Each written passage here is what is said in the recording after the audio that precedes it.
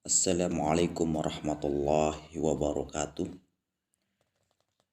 Pemirsa dan pendengar yang saya hormati, pada kesempatan kali ini kita diberikan waktu hidayah dan rahmat oleh Allah untuk berdiskusi tentang pemilu bermartabat yang diridhoi oleh Allah Subhanahu wa taala.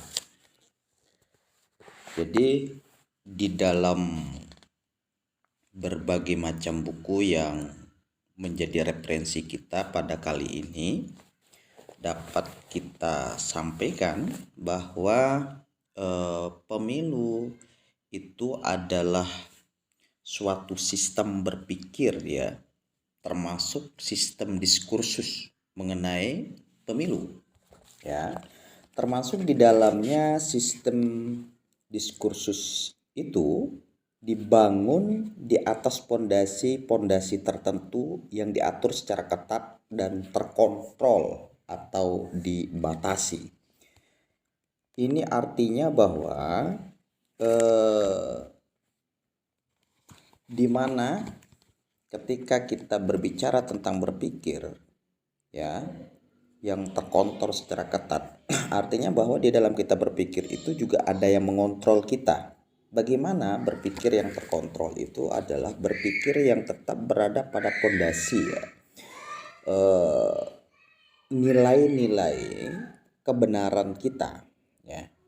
Artinya bahwa berpikir itu tetap lurus pada value ya, minded, cara kita meletakkan pikiran itu berada pada posisi yang sesungguhnya,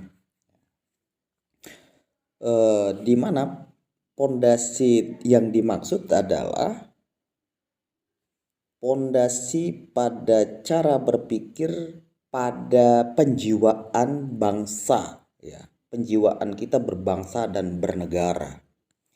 Di dalam berpikir termasuk juga bagaimana nilai-nilai Pancasila itu juga menjadi kesepakatan perjanjian bersama kita dalam bangsa Indonesia yang tidak boleh dirubah.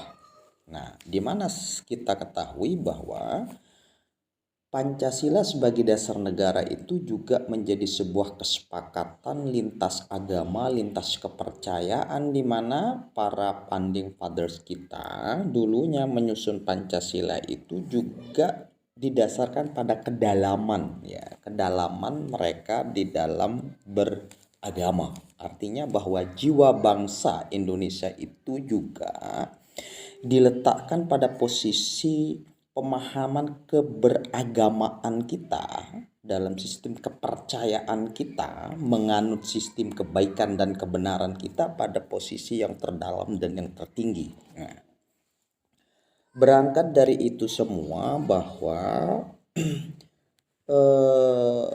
berbicara tentang pemilu juga tidak boleh mengkhianati jiwa mendasar ya, jiwa dasar kita di dalam berbangsa dan bernegara. Bahwa pemilu itu berlaku di Indonesia, itu tentu pemilu Indonesia artinya adalah pemilu yang berasaskan pada dasar-dasar bernegara dan berbangsa ya. Saya ulangi bahwa Pancasila itu sebagai dasar negara itu juga terlahir dari saripati pemahaman terdalam dan tertinggi para founders kita di dalam dia beragama. Begitu juga kita dalam berpemilu, sesungguhnya bahwa pijakan kita dalam melaksanakan pemilu itu adalah berpijak pada pedoman dasar yang tadi gitu ya. Kedalaman pada saripati berpancasila ya, kita berdiri tegak demi tegaknya negara kita ini, di mana pemilu itu juga sebagai salah satu medianya bahwa negara kita itu tetap selalu ada, bahwa negara kita ini eksis, tetap berdiri kokoh di atas kaki dasar-dasar bernegaranya di dalam berpemilu itu juga sebagai sebuah indikator kebernegaraan kita tetap berpegang teguh di dalam dasar-dasar itu ya. Bagaimana manifestasi jiwa bangsa kita ya, bangsa Indonesia itu melalui pemilu itu gitu. Artinya bahwa undang-undang pemilu, undang-undang nomor 7 maupun undang nomor 10 itu tentu tidak bisa bertentangan dengan Pancasila gitu ya. Artinya dalam praktek-praktek kita mengaktualisasikan Undang-Undang 7 dan juga Undang-Undang 10 sebagai pedoman kita dalam melaksanakan pemilu itu juga berjalan di atas kekuatan pijakan ya, kekuatan pijakan dalam menjiwai dasar-dasar bernegara, yaitu pemilu yang berbasis pada logika yuridis dan keyakinan mendalam ya, menjadi dasar-dasar kita di dalam melaksanakan pemilu itu sendiri gitu.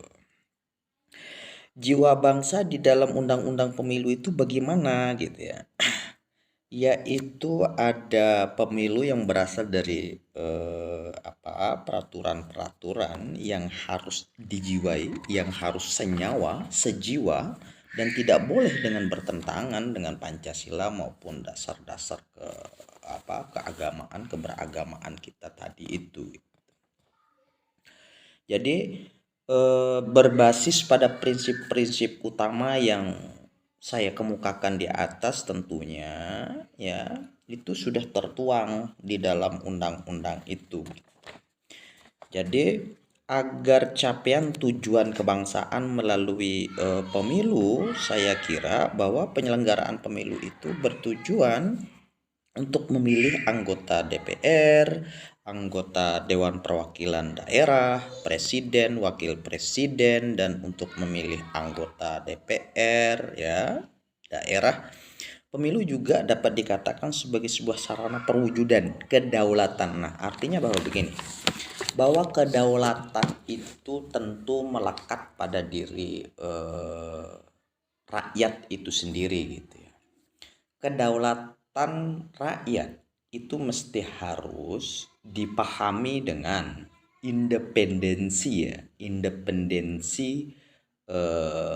kualitas kemanusiaan seorang warga negara ya. Kualitas kemanusiaan yang dimaksud itu adalah begini, di mana dia juga menyadari dirinya adalah sebagai warga bangsa ya, menjadi warga negara dan juga sebagai pemeluk agama.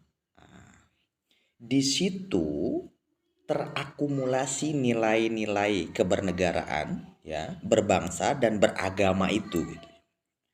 Titik temu dari nilai-nilai itu yang mestinya menjadi pembentuk ya, menjadi unsur yang membentuk kekuatan rakyat dalam memegang kedaulatannya gitu ya.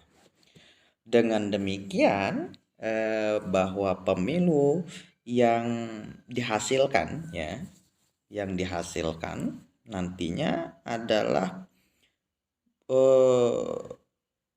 pemerintahan negara yang sangat demokratis yang dilahirkan oleh penjiwaan-penjiwaan itu gitu. Di mana kita berharap ya basis-basis berpikir dalam konteks berpikir Pancasilais gitu ya, ya tentu dilatar belakangi oleh pertimbangan